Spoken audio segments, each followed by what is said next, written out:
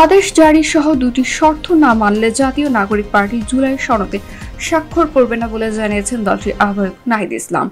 বৃহস্পতিবার 16 অক্টোবর সকালে রাজধানীর বাংলা মোটরে এনসিপির কেন্দ্রীয় কার্যালয়ে এক সংবাদ সম্মেলন কথা বলেন তিনি।